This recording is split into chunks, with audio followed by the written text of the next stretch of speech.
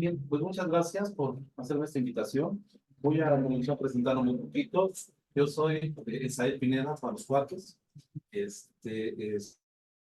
Soy licenciado en Psicología por la Universidad Nacional Autónoma de México, especialista en regulación del estrés, tratamiento del dolor crónico, también con la misma universidad y colaboración con algunas asociaciones.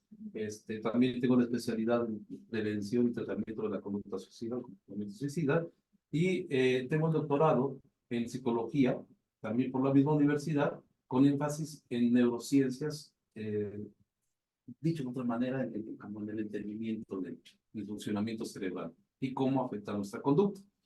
El día de hoy quiero platicarles sobre un tema que es más común de lo que creen. Lo tenemos cotidianamente. Seguro que hemos encontrado, aún sin saberlo, alguna persona con un padecimiento relacionado con la depresión, pero no lo sabemos, porque el asunto con el comportamiento cotidiano, el asunto con problema del estado de ánimo y las emociones es que no duelen, ¿no? O sea, no tenemos como un indicador eh, objetivo, tangible, así que podamos medir, que podamos tocar, que nos diga esto es depresión.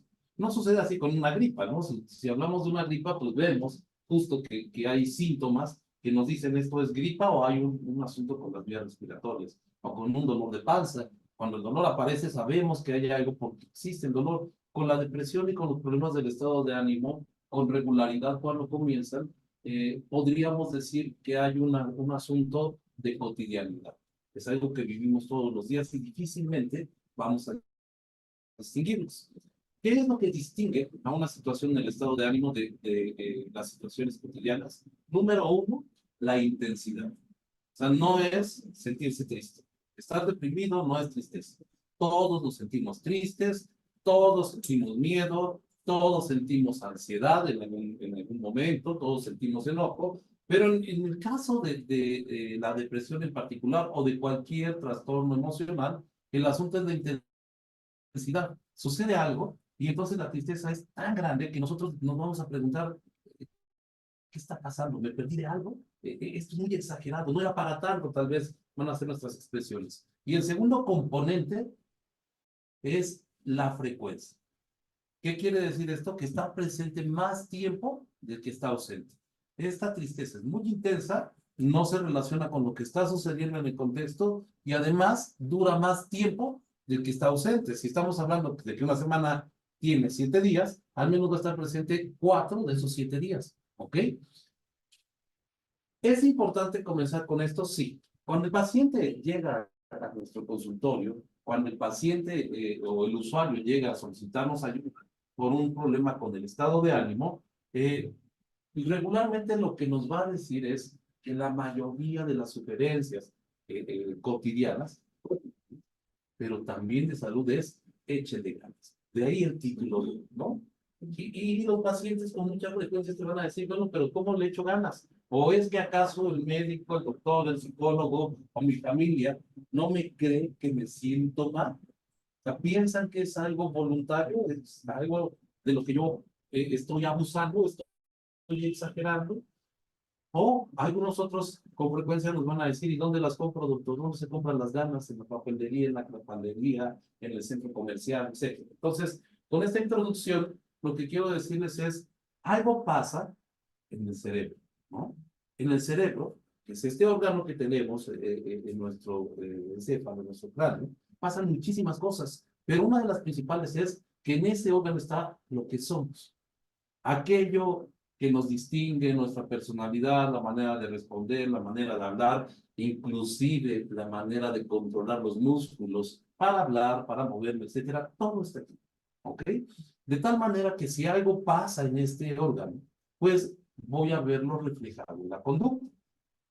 Hablar de neurobiología es hablar del conocimiento de lo que está pasando en el cerebro y de cómo esto se refleja en el comportamiento cotidiano.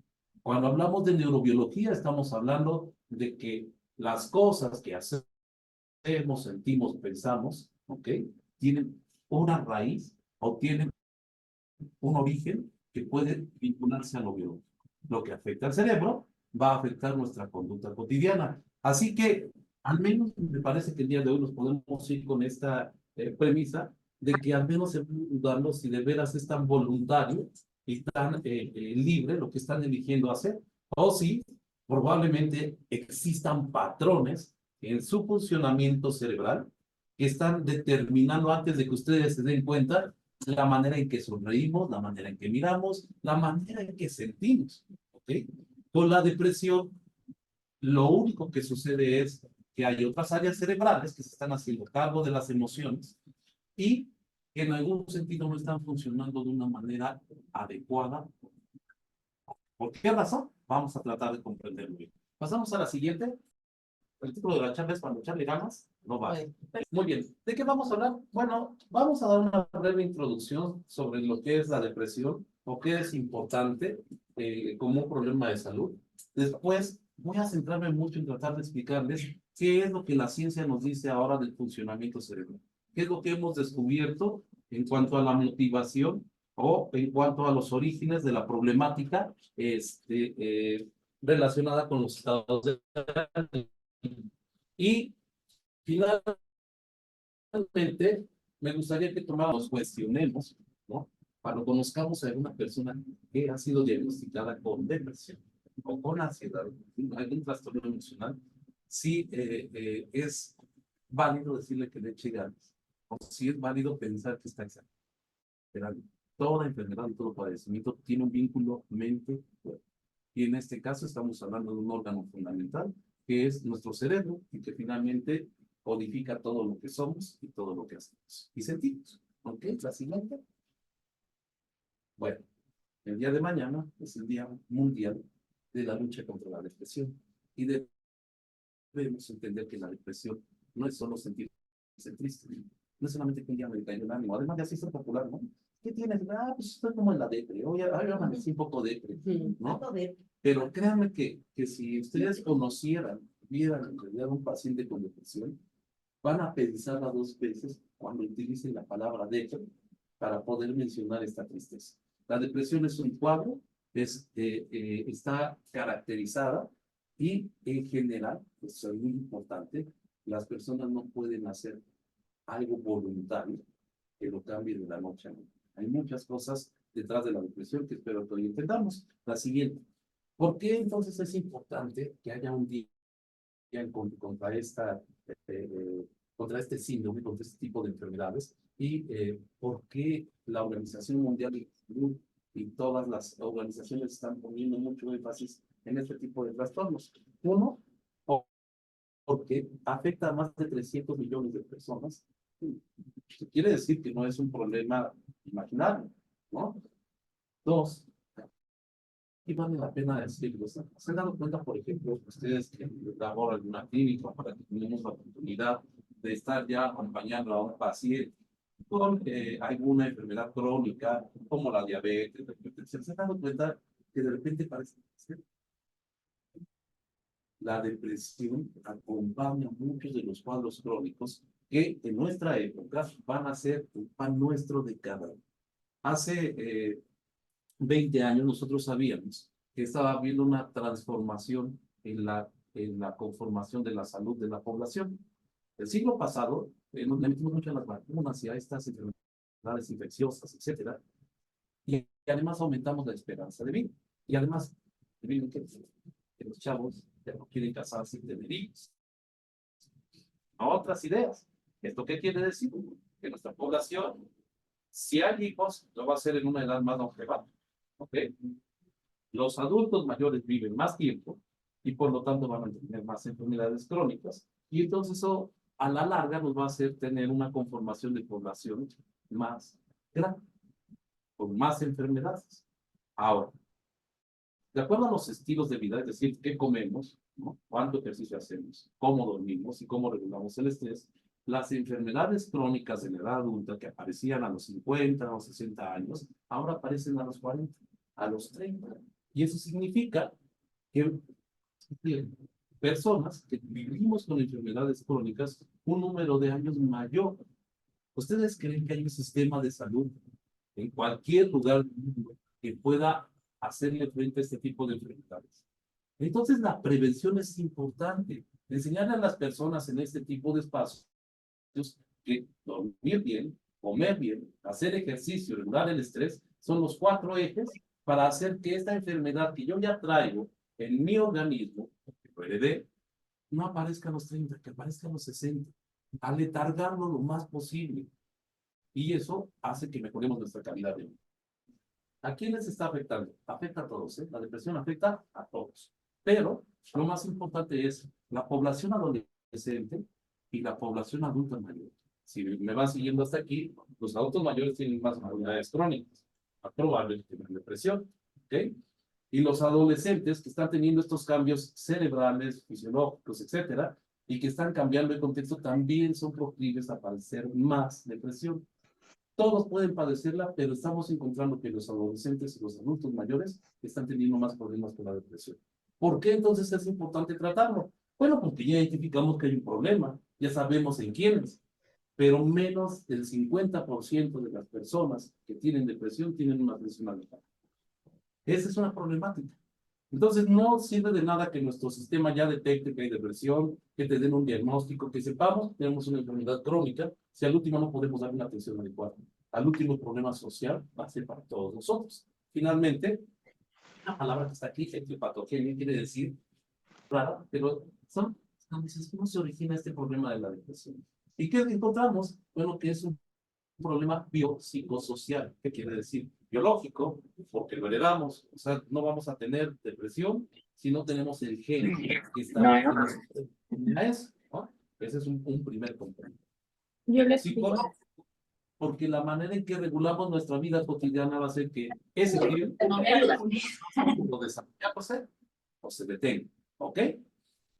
Y social, porque el contexto es muy importante para que nosotros podamos, en algún sentido, ¿con quién convivo? ¿Cómo me llevo en el trabajo? ¿Cómo me siento en mi vida diaria? ¿Qué tan satisfecho estoy? ¿Qué tan acompañado me siento? La sociedad es importantísima para poder proteger, y además en una sociedad como la nuestra, que movemos como muéganos, ¿no? Que tenemos amigos por todos lados, que hacemos cuates por todos lados, es fundamental precisamente esta confabulación, esta complacencia, esta complicidad con los demás.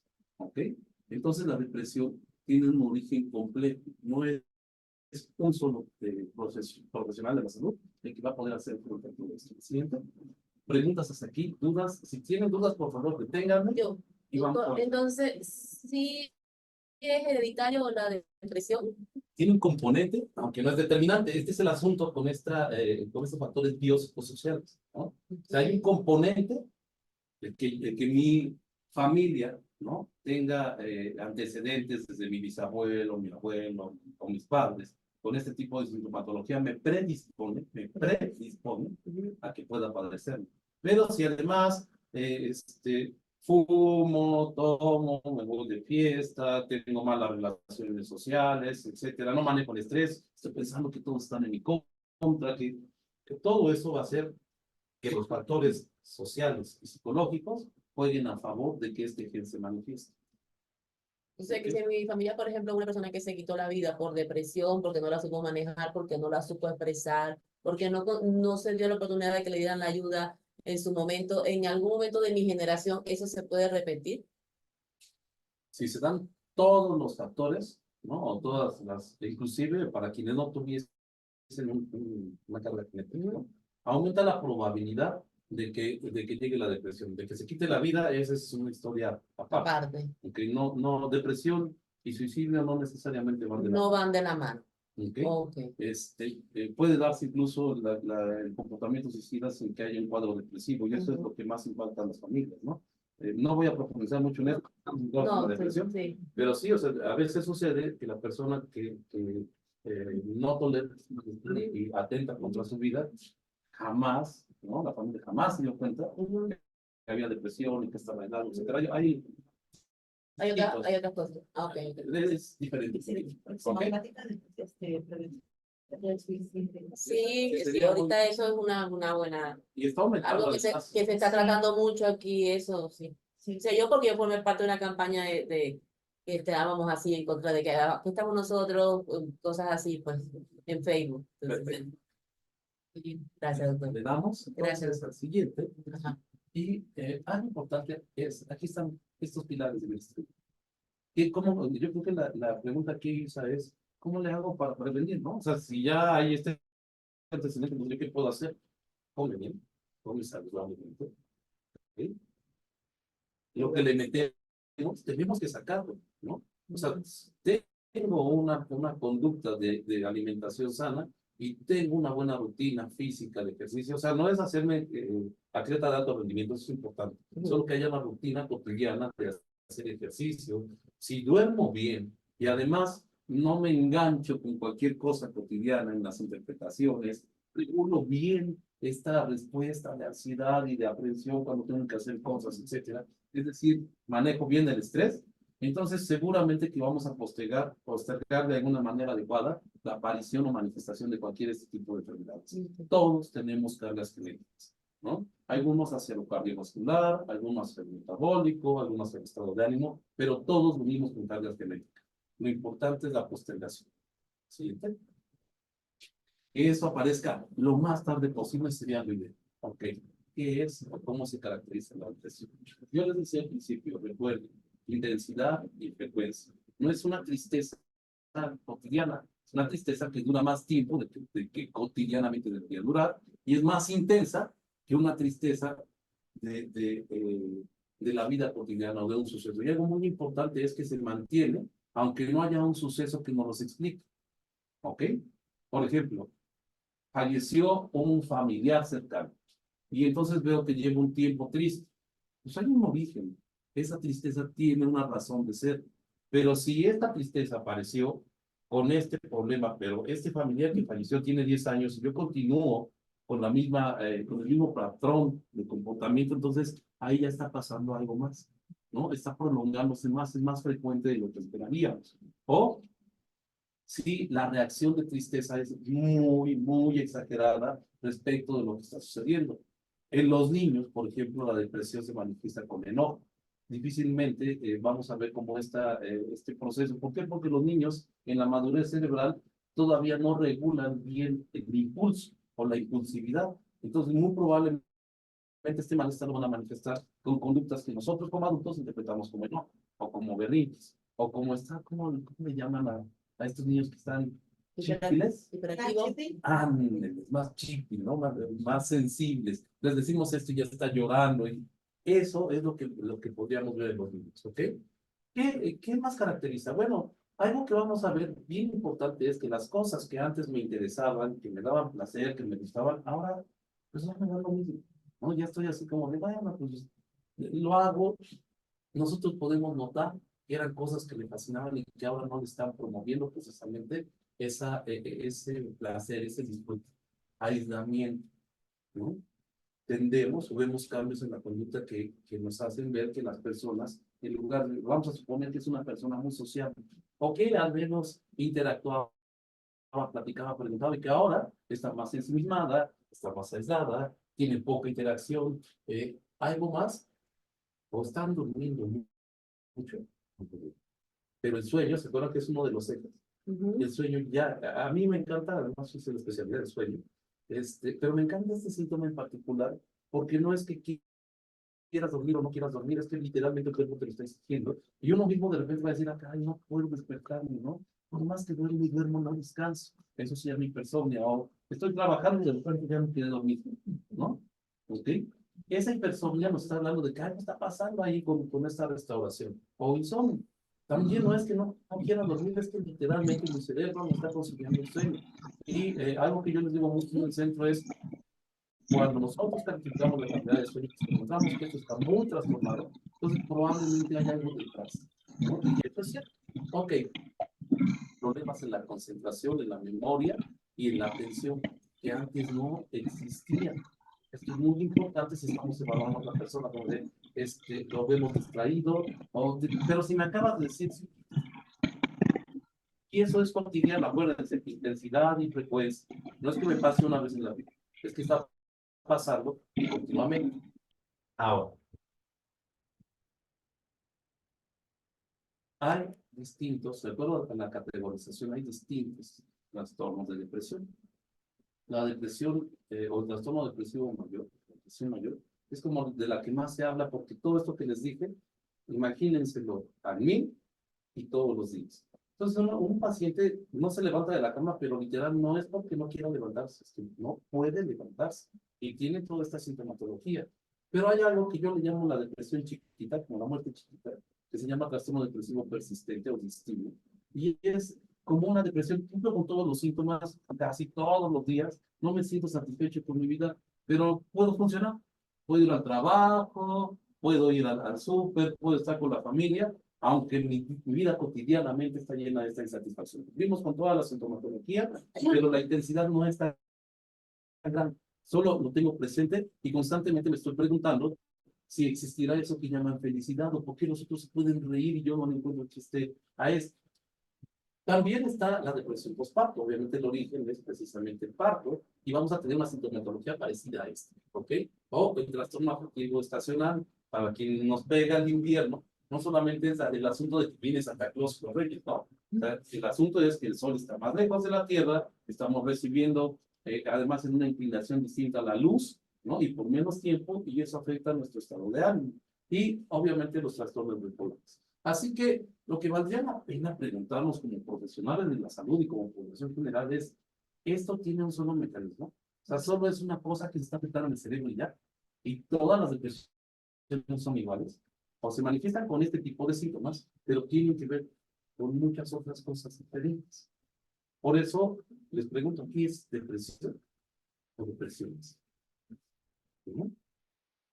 Y si son depresiones, entonces, ¿de dónde viene cada una de estas para poder atenderla adecuadamente? La siguiente. ¿Tienen hasta acá preguntas, dudas, comentarios? Yo tengo una, pero yo creo que no sé si más adelante lo vemos. Está justo en esta, entre las dos primeras, la de trastorno depresivo y depresivo persistente. Dice que no va más de la intensidad y uno de la constancia, digamos. Si Muy bien. pudiésemos diferenciar alguna de las dos, como cuál sería un poquito de más cuidado. Sé que las dos son trastornos, porque los dos hay que atenderlos, pero cuál pondría a lo mejor más en riesgo en algún punto de la vida de una persona. Yo creo que no hay una respuesta para eso, pero el que tiene manifestaciones más agudas es el trastorno depresivo mayor. De hecho, es el que espanta más en las personas y digamos que es el primero que conocimos. Porque, sea, literal, les decía, si una persona no se levanta, o sea, si antes era movida y se bañaba, o sea, es una rapa. Está en cama, no quiere salir, no se baña, no se hace, etcétera, y eso es más impactante. Y en el depresivo persistente no quiere decir que no haya problema. El asunto es que, de hecho, yo lo veía más peligroso en eso, ¿no? Porque es más funcional. O sea, Sí, bueno, va a todos lados, etcétera, y difícilmente, si no es que hay un especialista, difícilmente vamos a llegar a poder identificar. me hizo mucho sentido esto que dijo, porque lo he escuchado en alguna persona cercana a mí. No existe la felicidad, pero no hay, ¿no? O que no la tenemos. Entonces, No se es lo olviden que me dijo. del contexto. Sí, sí, Porque miren, estamos al último en una sociedad todavía machina, ¿no? Y es difícil, o sea, es más fácil, ¿no? Entender que la mujer debe barrer, patear, ver a los niños y trabajar, ¿no? Eso es más común. Entonces, ¿por qué te quejas? Finalmente estás haciendo lo que corresponde. ¿No? Entonces, debe haber algunos otros factores que estén en su mano, por ejemplo, para la regulación del estrés. O sea, el asunto de regular el estrés no es nada más. Yo recuerdo una frase de mi abuelita de, pues, hijita, tú lo elegiste, es la cruz que te tocó cargar, ¿no? Sí. Y entonces, como que de repente tenemos esta misión, ¿no? Esta percepción de que, pues aquí me tocó, me siento así, ni modo, si me aguanto. Entonces, ¿qué quiere decir esto? A mediano y largo plazo quiere decir que la cultura nos va a llevar mucho a soportar cosas que no necesariamente son idóneas, ¿no? Pero la cultura también puede presionar para decir, bueno, pues es tu papel de mujer, tu papel de mamá, ¿no? Es tu papel de mujer trabajadora, tú quieres trabajar, pues aguanta. Todo eso va a ser muy importante para que una persona de repente diga, no, pues no soy feliz, o me estoy sintiendo muy exigido, ¿no? Eso Dentro de nuestro factor bio o los factores biopsicosociales tenemos que tenerlos muy, muy presentes para saber exactamente cuál es el factor que está pesando más para mantener un comportamiento. Y algo muy importante con esto es, no se da de la noche a la mañana, ¿eh? No es de un día, a menos que el asunto sea muy, muy grave, pero no es que un día yo estaba bien aquí, me senté de brazos y en otro momento ya me deprimía. No, esto es un proceso y los procesos son cotidianos. Entonces, lo que tenemos que entender es qué proceso cotidiano es el que ha llevado a esta persona a un desenlace de este tipo. ¿Ok? La siguiente. Ahora, eso está muy bien. No había pensado en esto de uno es más intenso y otro es más largo, pero sí lo describe bastante bien. Vamos a ver entonces qué pasa a nivel cerebral, ¿no? ¿Qué está pasando? ¿Qué hemos descubierto a la fecha que sucede en el cerebro que nos podría explicar? Nos vamos a centrar en esto porque nuestra plática hoy es, no solamente es de echarle ganas, no es de que me dé cuenta, no es de que quiera. Algo está pasando aquí adentro que podría explicarme, en algún sentido, qué está originando el problema. Ok, voy a hablar de este transmisión ¿qué deporte les gusta? Gimnasia. Fútbol. Ah, sí. Deporte de equipo que más conozcan y más o menos lo llaman. Todos identificamos el fútbol, ¿verdad? Entonces, imaginen que es un equipo de fútbol o un equipo de béisbol, ¿ok? En un equipo de fútbol todos tenemos una función, ¿no? Los mediocampistas son los que están construyendo el juego y son muy hábiles para poder pasar balones, ¿ok? Los defensas son muy aguerridos, saben leer muy bien las intenciones de los adversarios para poder defender. Obviamente el portero, pues es como el sistema inmune, ¿no? Que está tratando de sacar todo lo que le llega. Y los delanteros son como estos encargados de producir placer en el equipo, porque cada que meten un gol, eso pone felices a todo el equipo. ¿Okay? Y por supuesto está el coach, que en algún sentido se supone que se sabe todas las estrategias, y si algo no le funciona, entonces lo cambia. ¿Va? La serotonina es ese jugador, ¿no? Estratega que además se lleva bien con todos y motiva al equipo. Podría ser como el capitán. La serotonina lo que hace es facilitar en todo el cerebro, ¿ok? Que las neuronas estén bien comunicadas. No es que nos ponga felices, pero sí nos da la chance de poder sentir felicidad, porque está haciendo que todos sean eficientes en comunicarse. Imagínensela como una operadora de un call center, ¿ok? ¿Qué pasa? Bueno, pues si tenemos un call center y tenemos 10 operadoras, pero tenemos 100 llamadas en un mediodía, en un medio turno, ¿ok? A cada una le va a tocar 10 llamadas, ¿no? Y probablemente todo el sistema va a estar funcionando de maravilla. Pero ¿qué pasa si yo me quedo con estas 10 operadoras y tengo 1000 llamadas en ese mediodía? Cuando la serotonina no es suficiente, cuando las operadoras no son suficientes, entonces el cerebro no se comunica. Y eso lo dispone para que esta comunicación no sea adecuada. La serotonina ha sido por mucho protagonista de los químicos de la depresión, pero básicamente esa es su función. Sé que es una caricatura de cerebro, pero lo que necesito aquí es que entiendan qué es lo que está haciendo esta serotonina, ¿ok? ¿Cómo sabemos esto? Bueno, pues cuando damos medicamentos que hacen que las operadoras estén más disponibles, disminuye la depresión. Eso nos ha llevado a concluir que es importante. Pero no es la única. La noradrenalina. La noradrenalina es el jugador del equipo que se la pasa poniendo alerta a todos. A ver, échale ganas allá, oye, te dormiste. ¿Sí han visto ese? ¿Ok? Regularmente lo ponen de capitán, a veces no, pero juega como líder, está atrás de todo el equipo.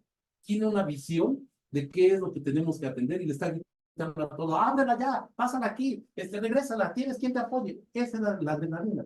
Su función está con los niveles de atención, de vigilancia, ¿ok? De reactividad, por supuesto nos ayuda a regular el estrés, es muy importante, pero cuando falta este neurotransmisor, cuando tenemos pocos jugadores de en un equipo, entonces va a haber poca alerta, como todos van a estar distraídos, cada quien va a andar por su lado, ¿ok? Se va a relacionar con los estados de ansiedad, con los estados de estrés.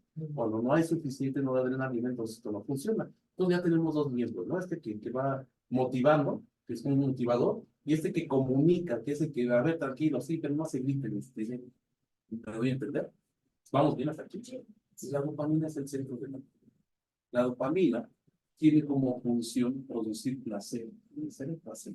Desde el sitio vamos a perder, ¿no? Y por lo tanto, nos motiva. Cuando la dopamina no está funcionando, entonces nada nos da gusto. Así es en la vida, ¿no? Aunque me gustara antes, ahora no me gusta. Y entonces no puedo sentir placer. Les decía, es el delantero porque si la dopamina mete gol, pues está disponible y mete goles, entonces todo el equipo está contento. Y entonces hace que una conducta se repita con más frecuencia. ¿Ok? ¿Por qué? Porque si esa conducta me está dando placer, entonces con frecuencia el organismo lo que hace es repetir lo que me pone de placer. ¿Vamos bien? El glutamato. Imaginen que nuestro cerebro se prende y se apaga. ¿Y qué tiene esta facilidad? Si yo le digo ahorita a mi brazo, levántate, ¿ok? Y no se levanta, es porque al mismo tiempo le estoy diciendo que no lo haga. Esto quiere decir que estoy apagando mis neuronas. Puedo tener dos, ¿no? Imagínense una de prendido y una de apagado.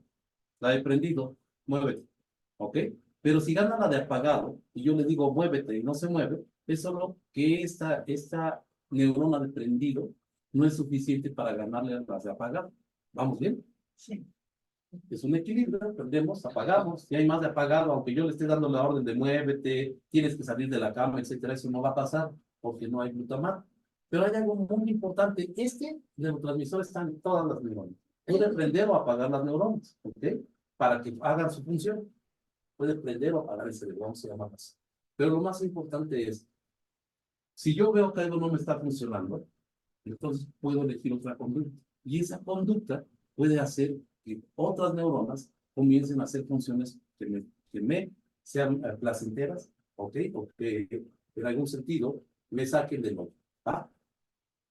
Esto se llama plasticidad. Puedo cambiar mis patrones y puedo hacer que mis neuronas se conecten de manera diferente. Entonces el glutamato es como el coach. Si no me gusta cómo está jugando el delantero, entonces lo cambio. Si no me gusta cómo juega el medio, entonces lo cambio, etcétera. Porque puede aprender a apagar y dirigir el funcionamiento del cerebro. Estas cuatro neurotransmisores no están funcionando adecuadamente o no hay una disponibilidad adecuada en un cuadro de presión. Y entonces, pues vamos a tener, si vaya la serotonina, no va a haber comunicación, personas distraídas, dispersas, etcétera, ¿no? La noradrenalina, ¿no? Tiene que ver con la concentración, la memoria, etcétera, va a estar manifestada. Entonces no va a haber una atención adecuada, un aprendizaje adecuado, vamos a cuidar. La dopamina, que tiene que ver con la anedonia, no vamos a ver placer, por eso están tristes constantemente. El glutamato, no hay ganas de hacer cosas. Este es uno de los primeros modelos, pero no es el único. Y no es determinante. La siguiente. ¿Vamos bien hasta aquí? Ahora, el segundo determinante o el segundo modelo, la respuesta al estrés. Cuando hay estrés crónico, lo que vamos a producir es cortisol. Y una disponibilidad de cortisol abundante, lo que va a hacer a largo plazo es tener cambios estructurales en estas neuronas que producen dopamina, que producen serotonina, etcétera. Entonces, el estrés como un modelo, el estrés crónico como un modelo de la depresión es muy importante. ¿Qué áreas afectan? Aquí, esta se llama corteza prefrontal, pero imagínense aquí en medio de los ojos, aquí arriba, aquí se supone que nosotros tomamos las decisiones. Podemos decir sí, podemos decir no, y además podemos apagar los impulsos. Ahí tengo ganas de dar una cachetada, pero no se la doy porque mi corteza prefrontal está funcionando adecuadamente y está ahí bien. Exacto. ¿Ok? El hipocampo. El hipocampo es el centro de la memoria episódica, es decir, todo lo que hemos vivido en la vida está ahí guardado en el hipocampo, pero tiene la chance de comparar, ¿no? Me siento como cuando estaba yo allá con mi mamá, sí, pero no estás aquí, mira, fíjate, son situaciones distintas y puedes definirlo de manera diferente. Y la amígdala se ha denominado como el centro de la memoria emocional. Tiene tres centros fundamentales, ¿no? Que regulan la tristeza, el miedo y el enojo. Y la amígdala, imagínense así como la chismosa de la vecindad. ¿Ok? En cuanto llega una reacción a esta amígdala, entonces inmediatamente le avisa a todo el cerebro que algo está pasando. No es porque sea mala onda, es que su función, la amígdala no piensa, ¿eh? La amígdala está construida solo para sentir e informar, hacer chisme. ¿Ok? Entonces, si el chisme tiene que ver con miedo, tiene que ver con enojo, tiene que ver con tristeza, lo que le está diciendo al cerebro es, ojo, estás triste, se perdió algo, ¿eh? Algo que no tienes que antes tenías. Si estás enojado, es abusado porque peligra tu vida. ¿Corres? ¿No? O pegas. Y por supuesto el miedo. Entonces, dense cuenta, la vida no tiene chance así como de estar pensando de, le diré a la corteza que reaccione o no. No, llega y reacciona. Si no hay neuronas suficientes aquí, entonces este sistema de regulación del estrés y depresión. ¿Y qué puede pasar? Imagínense que esto se reduce y que este crece, por ejemplo. Entonces, un miedo que para mí es normal, una persona con un trastorno emocional, un estado de ánimo, puede magnificarse. Y como la corteza no puede regularlo, no puede apagarlo, entonces lo va a vivir así y no así. Aunque yo lo estoy viviendo así, ellos lo están viviendo así porque su cerebro lo procesa diferente, ¿ok? Porque no tiene el regulador. Y algo muy importante, si aquí lo estoy regulando, eso quiere decir que hay dos tipos de estrés. El estrés físico. Yo me machuco, me duele, pero cuando pasa el machucón, se acabó el estrés. Después me curo y esperaría que cuando el dedo se cure, entonces el estrés pasa. Pero ¿qué pasa si estoy diciendo, ay, me machuqué porque soy un tonto, porque yo no me pico, etcétera? Ya, el machucón está aquí. El golpe tampoco es más, ya tiene 3 meses y yo sigo pensando que no soy bueno para clavar platos. ¿Me va a mantener activo? ¿Me va a mantener estresado o no? Sí.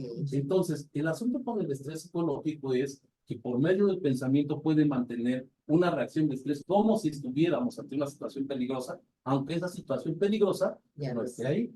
Si está produciendo todo este tipo de químicos que están llevando al cerebro y que deterioran las áreas o la neurotransmisión, entonces el estrés crónico va a ser uno de los factores, ¿ok?, que promuevan la depresión. Y ahorita vamos a entrar con el sistema inmune porque además produce inflamación. La siguiente. Doctor, una pregunta. ¿La amígdala dónde se encuentra? En el cerebro medio, así le llaman, no son estas amígdalas, Ajá, son las por amígdalas de eso, aquí. porque uno le dice amígdala y uno se va aquí, Ajá, inmediato, a lo que le duele cuando le da gripe. sí, Pero esa amígdala de la que usted habla está en el centro en el del cerebro. cerebro. El sistema límbico del cerebro medio, el midbrain, y se llama amígdala cerebral. Eso es muy importante. Qué buena pregunta. Porque sí, porque dice Sí, amígdala porque y si no, inmediatamente uno imagínate, dice, nos vamos a pero masajear la la amígdala. amígdala, por razón siempre tengo gripe porque se la pasa estresada, entonces, ¿sí? Aunque puede ser cierto, pero no es por Pero esa no es razón. por ahí, ¿no? Ok, la siguiente. Ahora, este es el tercer actor, la inflamación. Ok, el sistema inmunológico está preparado para todos estos agentes. Pero si, imagínense si constantemente le estamos avisando que estamos en peligro, ¿no? O que hay agentes o marcadores inflamatorios que aumentan. El organismo lo va a detectar como si fuera una enfermedad. Y por supuesto que va a haber una reacción. Las leucinas, que me parecen importantes, son como estos marcadores inflamatorios que aumentan. Sí, aumentan, ¿verdad, doctor? Cuando estamos en una situación de estrés, nos están diciendo que algo está pasando. También la transmisión del factor de necrosis tumoral aumenta. El organismo sigue interpretando que algo está mal. ¿Qué más hemos encontrado? La proteína C reactiva, la PCR, que la estudia se nos hizo muy familiar a partir del COVID, también aumenta. Es decir, algo está pasando que además está involucrando un sistema adicional, que es el sistema inmunitario. Algo aquí, inmunológico. Algo aquí importante es, no vamos a hablar hoy, por ejemplo, del sistema endocrino. El sistema endocrino es activo, ¿no? No nada más es el cerebro. ¿Se dan cuenta que la depresión entonces no es un asunto de quererme levantar, ¿no? Está afectando muchos sistemas y tal vez más bien sea la manifestación de patrones de conducta que se han mantenido, que no han sido salvos, que no han sido funcionales y que están resultando en un problema de salud crónica. La siguiente. Perfecto. Ahora, otro modelo nos dice, bueno, si todo esto está afectado, si ya no se está produciendo, etcétera, entonces el cerebro no es capaz de producir nuevas neuronas. Una de las áreas que sabemos que genera nuevas neuronas es el hipocampo. Y el hipocampo tiene que ver con memoria. Si no se generan nuevas neuronas, entonces la memoria no está funcionando bien y los procesos de atención de los que hablábamos entonces ya se van a manifestar de una manera como muy específica. Y la neuroplasticidad, ¿qué es la neuroplasticidad? Es esta capacidad que tienen mis neuronas son como arañitas. Veanlas, ahí están, ¿no? Al centro tienen el núcleo de la neurona, son células, ¿no? Pero tienen muchas patitas como si fueran raíces de árboles. Entonces, si ustedes le echan agua a un arbolito, ¿qué creen que va pasando con sus raíces? Se van extendiendo, ¿no? El asunto y lo fabuloso con este cerebro es que estas raíces que se comunican con las raíces del otro arbolito, literalmente pueden platicar entre ellos. Nunca se tocan, aunque parecen esta maraña que están enredadas, la verdad es que nunca se tocan, siempre hay un espacio un espacio muy pequeño para que se esté transmitiendo la comunicación, ¿ok? Esta neurotrofina es un factor de crecimiento, de desarrollo, es la verdad, ¿no? Pero lo único que dice es, hay algo que mi cerebro produce que hace que las patitas, que las raíces de mis neuronas se sigan produciendo, ¿ok? O que favorece que en mi hipocampo nazcan otras neuronas para que vayan generando este asunto de los cuerpos, ¿vale? Esto se reduce. Y si se reduce, entonces ya no nacen neuronas, ya no pueden conectarse entre ellas, ya no pueden platicar, su plática es menos eficiente, y hay confusiones, ¿ok? Y algo muy importante, entonces, este asunto que yo tengo de aquí para controlar los impulsos, entonces ya no se da. Por lo tanto, yo ya no me puedo nuevamente replicar.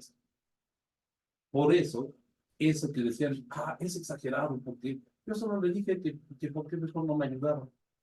Y salió y dijo que iba a hacer todo y se llevó todos los papeles, sí, pero creo que me está pasando que no me ayuda a controlar esta impulsividad.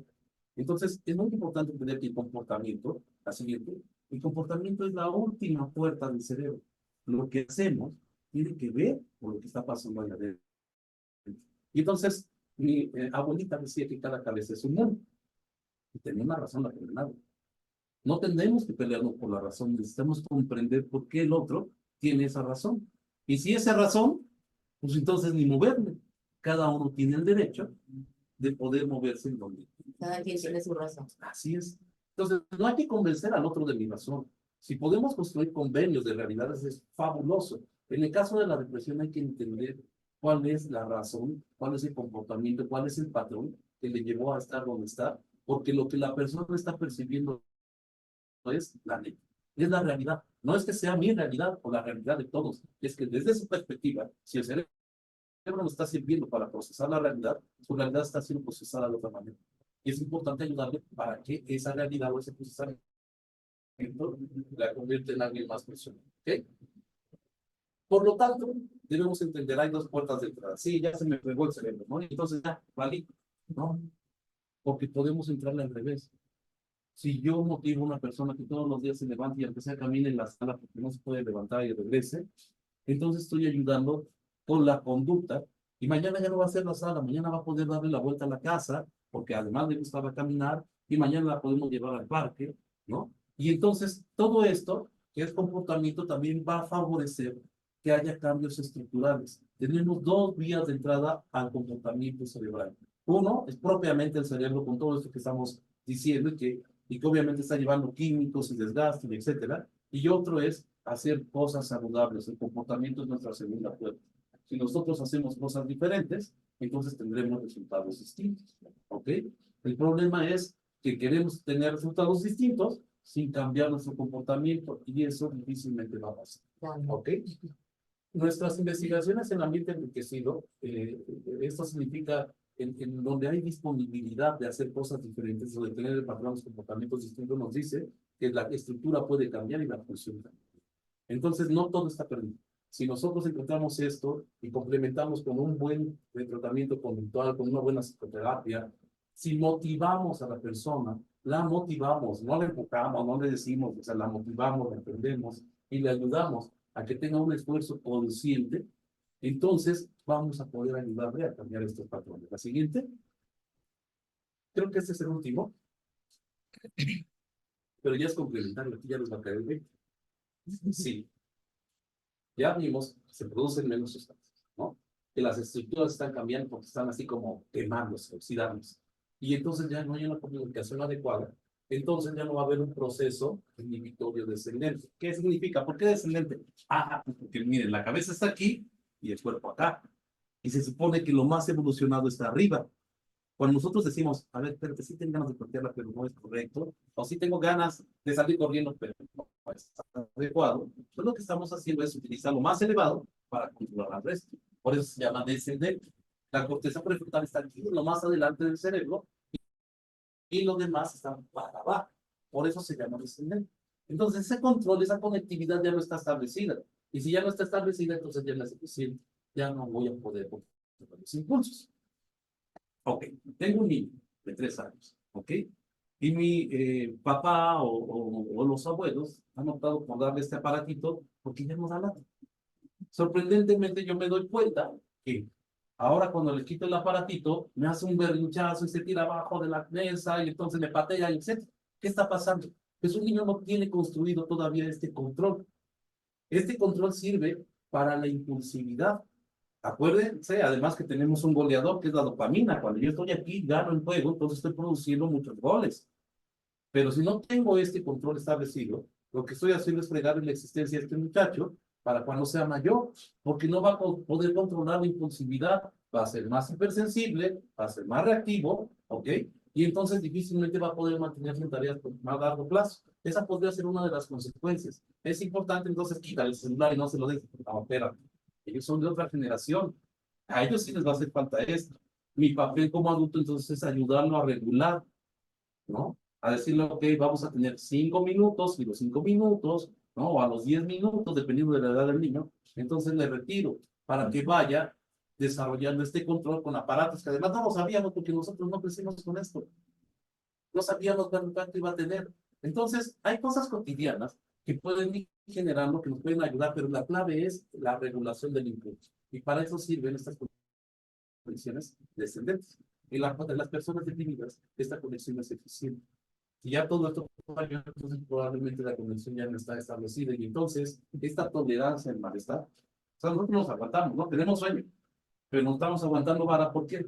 Porque podemos decirle precisamente al organismo, aguanta, ya va a terminar, ya casi sale, ¿va? Esto se llama tolerancia al malestar. Yo no me estoy sintiendo feliz, pero puedo hacerlo. Tengo un examen profesional porque a mí se me ocurrió estudiar un doctorado, ¿no? Y entonces no duermo, no como, tengo muchas. Ok, pero ¿cómo lo tolero? Pues por esta conexión descendente. Si no tengo esta tolerancia al malestar, entonces voy a ser impulsivo y voy a cometer muchos errores conductuales que no me lleven a buen puerto, ¿ok?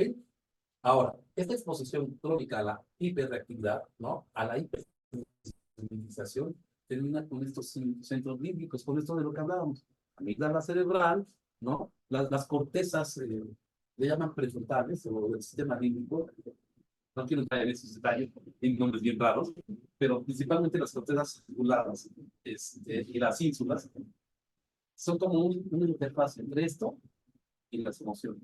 Pero esto no está ni para estar funcionando, y si no están funcionando adecuadamente, entonces se acabó la regulación de la impulsión.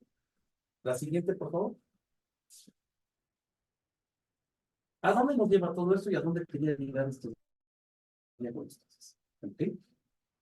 Si seguimos viendo la depresión solo como un asunto de echarle ganas, de tomar una pastilla o de llevar a la persona a terapia, entonces no estamos viendo la depresión como lo que verdaderamente es un problema complejo que requiere de soluciones complejas. La siguiente. Entonces, lo que yo quería decirles hoy es, si hay un proceso inflamatorio, si el asunto del estrés con este eje hipotálamo pituitario adrenal, es decir, la adrenalina y el cortisol están a todo lo que da, como les platicaba, y el sistema nervioso autónomo, que es este sistema que me alerta, ¿no? Que me dice, ya tienes que moverte, ya, se va a acabar el día, ¿eh? Y entonces, ese están totalmente funcionando muy imperativos. Tarde o temprano voy a tener esta carita de agotamiento, ¿no? Y conforme somos más grandes, llegamos al viernes y llegamos al viernes así como, ¿qué tiene? No, pues ya es viernes, ¿no? Ya la libré. El cuerpo lo sabe. Ajá. ¿Cómo lo interpreta? ¿O cómo lo está interpretando el cerebro? Si hay esta inflamación, si hay este proceso, lo que el cerebro hace es podar. Está inflamado, no sirve, quita. Y si lo quita, entonces hay menos tejido neural, por eso vemos áreas más pequeñitas, ¿ok? Y por lo tanto menos capacidad de conectarse. Esa es la bronca. Bidireccional, sí, así como esto afecta lo que yo hago puede afectar lo que está pasando en el cerebro. Así que si yo elijo conductas más saludables, seguramente eso va a afectar la conectividad que tengo, ¿no? Desde lo que como, desde lo que hago, desde lo que duermo, desde cómo regulo el estrés. Y algo muy importante, si no lo hago, entonces esta disminución en los neurotransmisores me va a pasar la factura. Es uno o sea, pero fíjense que ya no estoy hablando de uno, estoy hablando de todos juntos. ¿Ok? Y al último, esta conducta de inflamación que también va a afectar mi cuerpo, que va a ser traducido como una enfermedad, va a dar un comportamiento enfermo. Así que como esto tiene dos vías, también sucede al revés. Supónganse que no empecé con la depresión, Empecé con un problema en el procesamiento del páncreas y entonces soy prediabético o soy prehipertenso. Y esto se ha mantenido. Pero si ustedes me observan, entonces me veo más distinto, o sea, más hipotímico, más triste, ¿no? Menos placentero. Además, si miran mi cara, se ve más hinchada, ¿no? Ya me poquito.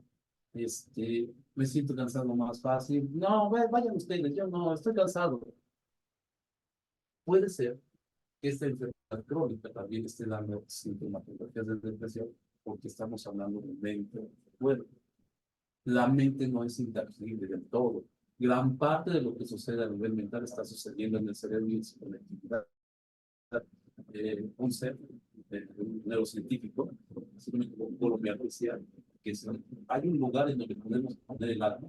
No sería en algo físico, sino en la red, en cómo se interconectan, en cómo, qué está pasando entre todos esos trillones de neuronas que están funcionando de conexiones, porque eso que surge de la conectividad, decía él, es el alma, es mi esencia, es mi personalidad, es lo que soy, lo que siento, lo que hago, y eso. ¿Ok? Entonces, si esto está inflamado, si esto no está funcionando bien, seguro que mi comportamiento va a ser un comportamiento parecido a la enfermedad, aunque no se me haya diagnosticado todavía, ¿no? La siguiente. ¿Qué puedo hacer? Regresemos, ¿no? ¿Cómo es saludable? Hay que evitar sobre todo estas comidas ricas en grasas y las harinas refinadas que nos hacen. Digo, son riquísimas, hay que entender. Ok, hacer ejercicio y otra vez, no se pongan un plan para correr la maratón. Aunque salgan a caminar 20 minutos o 15 minutos es suficiente. ¿Okay? Algo muy importante, elijan cosas que les gusten hacer.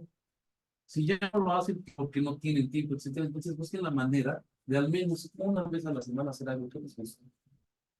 ¿Ok? Tener esa hora para ustedes pintar, dibujar, ver el fucho, ¿no? Sin chelas. Bueno, de vez en cuando. Dormir bien. Eso es así sacrosanto.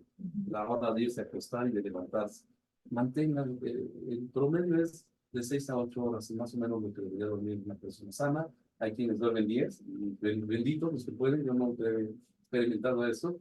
Y es que quienes dormían un poco menos de 6 horas se les establecen bien. ¿Cuál es la clave entonces para dormir bien? Que te sientas descansado cada mañana.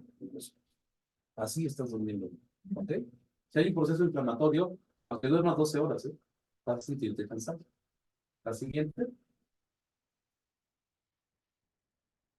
lo que les decía, hay que bajar de los azúcares y los carbohidratos. Eso es bien importante. Esto está provocando muchos problemas de salud en este sentido. Yo quiero bajarlo, ¿no? Si voy a poner una actividad mental demandante, que no sea todo el día. ¿Por qué? Porque el estrés mental, como lo vimos, o el estrés psicológico también mata.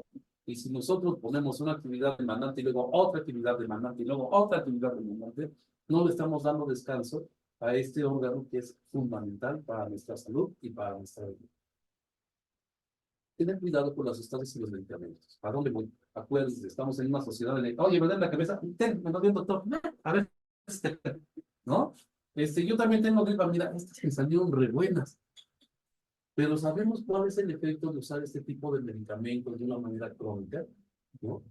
¿Sabemos cuál es el efecto que va a tener en nuestro organismo? No, es una cultura y tenemos que modificarla o aprender a hacerlo y aprendan a regular el estrés, ¿no? Aquí hay 3 especialistas, dos en desarrollo, ¿no? Y una experta completa en regulación del estrés. Hay muchos modelos para aprender a regular desde la psicoterapia hasta la retroalimentación biológica. Y todos son muy efectivos porque tienen una evidencia científica. Se puede aprender. Acuérdense, no es lo que pasa lo que me está afectando, sino cómo interpreto eso que me pasa y qué hago cuando me pasa. ¿Okay? La siguiente. Entonces, lo que yo quería decirles hoy es importante que no tengamos una sola visión de la depresión. A eso se le llama reducción.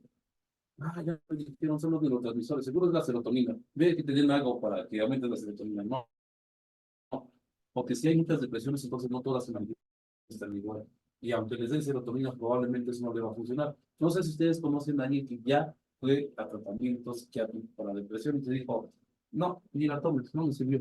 Me lo dieron, me sentía peor, estaba dormilado, etcétera. Porque a lo mejor están probando con uno de los neurotransmisores que no está funcionando. Por eso les decía, necesitamos comprender exactamente cuáles son los tipos de depresiones para también saber qué tipo de fármacos son los que funcionan. ¿Ok? Si es así, entonces vamos a tener tratamientos diferentes para pacientes diferentes, para depresiones diferentes. Y algo muy importante, no solamente es el fármaco, también la conducta, la terapia, la nutrición, etcétera, van a ayudar a que estos problemas de salud complejos puedan aliviarse de una manera. Y eso es todo lo que les decimos. Espero que sea entendido. ¿Tienen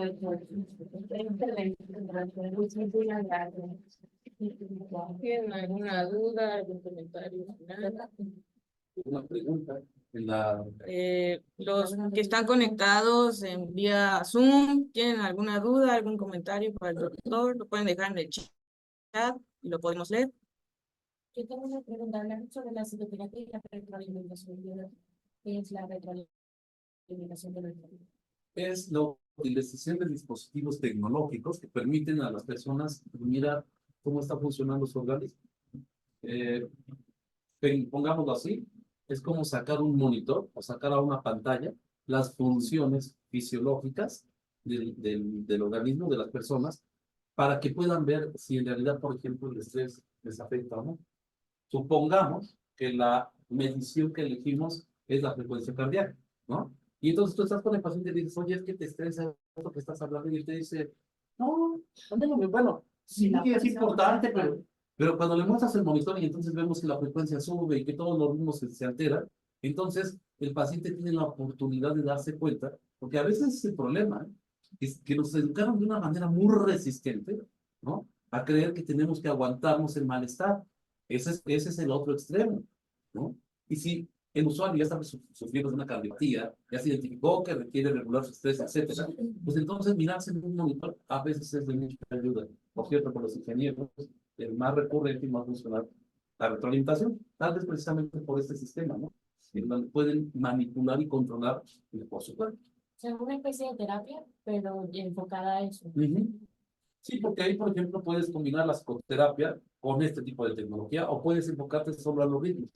Si lo que estás tratando de demostrarle es que si piensas en algo positivo, que es lo que está enseñando la psicoterapeuta, ¿no? O el psicoterapeuta, le funciona para sentir o hacer que su corazón funcione mejor, entonces puedes utilizar la retroalimentación y decir, a ver, piensa en la persona que más quieres, ¿no? Y entonces vemos cómo funciona su corazón.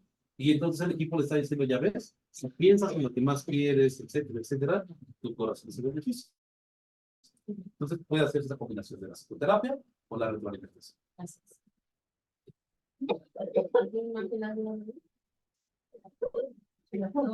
O algo para poder abonar como ¿qué recomendación le darías a una persona en general que pues ve a lo mejor a otra persona y no sabe si está regulando bien su estrés o no, y no sabe si digamos tiene una depresión o no, como tienen las familias de preparación, cómo le diría que podría abordar a esta persona si tiene una sospecha? Si solo son una sospecha, cuando no hay depresión, eso sí, les tendré que decir, cuando la depresión aparece no se niega. El patrón de comportamiento ya cambió. Pero sí podemos, como dice Demian, a lo mejor lo que estamos viendo es que está en una transición, está teniendo cambios, ¿no? Lo que yo le recomendaría es acercarse a un especialista en psicología. Hay dos cosas aquí. Un médico, psiquiatra, es médico, dio medicina, y después hizo una especialidad, y después hizo una subespecialidad, pero es médico. ¿Con qué curan los médicos? O sea, no es que el problema sea más grave. Cuando alguien de repente sugiere que se mete con un tratamiento médico, probablemente quien lleva algo se dio cuenta que hay cosas biológicas, ¿no? No solamente positivas, no voluntarias, que están promoviendo la tristeza o la ansiedad, etc. ¿Okay? Yo recomendaría en primer lugar buscar a un especialista en psicología de conducta o comportamiento, que sería como el idóneo para ver si, para evaluar si esto tiene que ver con un comportamiento contextual o hay un componente biológico. ¿Quiénes son los adecuados? Yo sugiero es que tenga una formación que nosotros conocemos como basada en evidencia científica. ¿Qué significa? Bueno, que todos los consejos que nos está dando, como los que le acabo de dar aquí, se fundamentan en estudios de muchos psicólogos en el planeta que están publicando y que nos están diciendo esta herramienta funciona, esto le funciona a esta población, etcétera, y entonces dan recomendación en ese rubro. Eso es muy importante. ¿Por qué en esta tendencia la terapia que más funciona o que ha dejado más evidencia es la cognitivo-conductual y ahora las contextuales que les llaman de tercera generación? Pero nos aseguramos también que estas personas en esta formación tienen al menos una idea de que no todo lo que sucede es por la voluntad. Hay otras corrientes o hay otras maneras de abordar la psicología o la psicoterapia en donde lo que se hace es meter al paciente en muchas técnicas, muchos ejercicios y no tienen una evolución adecuada. Y entonces, pues lo que hacemos es postergar la atención de un problema de salud que a lo mejor pudo haberse mejorado si se tenía un equipo multidisciplinario. Lo que yo recomendaría es buscar un especialista de psicología o de psicoterapia con estas formaciones. En el chat dejaron una pregunta, dice, ¿qué factores tendría que estar contando si tengo distimia? Hago ejercicio 5 días a la semana, como bien, y tomo terapia, sigo con fatiga crónica, así como la sensación de tristeza profunda. Siento que no duermo suficiente y me paro cansadísimo. Ok, aquí no sé si ya estén tomando farmacoterapias, si ya están con la farmacoterapia, podría ser una de las vías, pero antes de eso también evaluar si está haciendo ejercicio 5 días a la semana, cuánto ejercicio hace, cómo está regulando el gasto de energía, porque probablemente ya algo de lo que pasa es esa.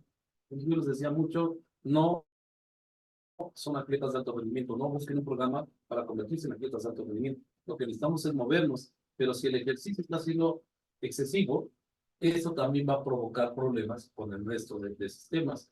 Ahora, por lo que me dice, ya está en terapia, probablemente ya tiene entrenamiento en técnicas, etcétera, y probablemente, esto sucede con mucha frecuencia, el efecto que está sintiendo en el alivio de sus síntomas es muy modesto.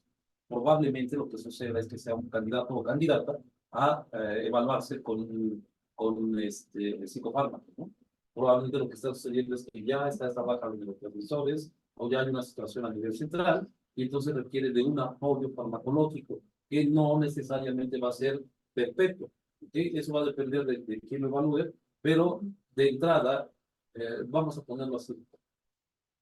¿Podemos evitar un sufrimiento si nos apoyamos con el fármaco? Sí. Si aumentamos la disponibilidad de serotonina, de dopamina, etcétera, aunque sea de manera artificial de inicio, vamos a poder aumentar también nuestra motivación a hacer cosas, ¿ok? Pero no podemos dejar de lado el hacer cosas, porque el hacer cosas es lo que al último va a reestructurar. Si eso me funciona bien, entonces el especialista, el psicofármaco, puede evaluar si me disminuye o me retira el tratamiento, y esto es muy importante, tiene que ser gradual. No es así como de, pues yo ya me siento bien, mañana ya no me lo tomo porque me va a causar la adicción. Eso no es adecuado, les va a causar una crisis, probablemente una explosión de síntomas, como los que deberían experimentar. No sé si con eso le contesto algo. A ver. Sí, dice que muchas gracias. Yo no le quiero hacer un comentario.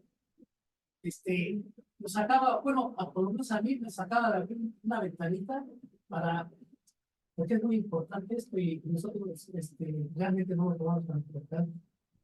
Por ejemplo, el que te dice tu mamá, tienes un dolor muy grande porque se una pérdida de un familiar y te dice llora para que te desahogues. Entonces, a los hombres les enseñaron a no llorar, a tratar de aguantar un poco más, y eso nos lleva, bueno, por lo menos a mí, a aguantarme, pero después reacciono con llorar. Entonces esa es mi reacción, pero a destiempo, entonces, ¿qué piensa que queda? Mire, tiene razón, la cultura, nosotros hace rato hablábamos de las mujeres, ¿no? De cómo se aguantan. Entonces, y a nosotros nos educaron a no manifestar emociones. O sea, si manifiestas una emoción, eres débil, no estás cumpliendo tu papel, etcétera. El asunto es que si no manifestamos las emociones, entonces el cuerpo se estresa, ¿no? Yo siento este nudo en la garganta, estoy sintiendo cómo me sube la frecuencia cardíaca, seguramente ya estoy aquí bañado de cortisol, que es esa sustancia del estrés, y mi cerebro ya no se siente bien, ¿no? Ya está funcionando.